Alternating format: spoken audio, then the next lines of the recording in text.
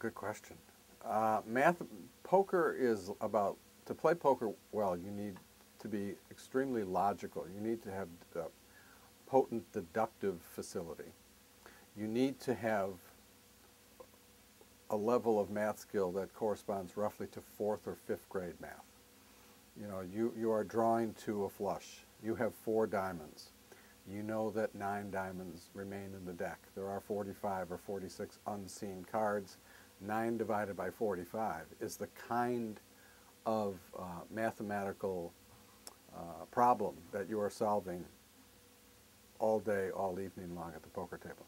So a high-powered mathematician, such as Chris Ferguson, the guy who won in 2000, they have advantages, but the ability to suss out when somebody else is bluffing and be able to bluff yourself.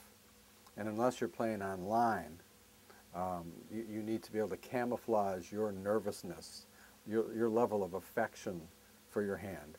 And you need to be able to pick up by watching your opponent's faces and body language and get a sense of how much they like their hands.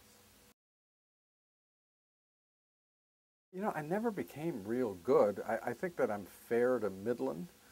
I played a lot in high school.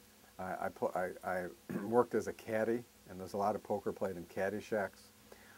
Some of the professional caddies, much older than the high school guys, trying to make $20, $30 of a weekend, schooled us.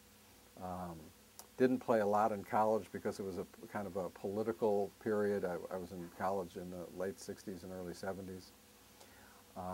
In my first marriage, I didn't have enough money to play serious poker, but I returned to the game, you know, in the 90s in a more serious way. And when Lewis Lapham offered me, he asked me after I had done a piece for Harper's that he liked. He said, "Well, what would you like to do next?" And I said, "I'd love to cover the World Series of Poker," mainly because, well, one, it was a fantastic gig to be able to have an assignment like that from Harper's, but also I wanted it as an excuse to try to enter the event myself. By that point, there were, since I don't have years and years of experience playing high-stakes poker, especially no-limit hold'em in tournaments, which is a very specific kind of poker, I was able to buy 6 or 8 books that helped me catch up to what the pros know.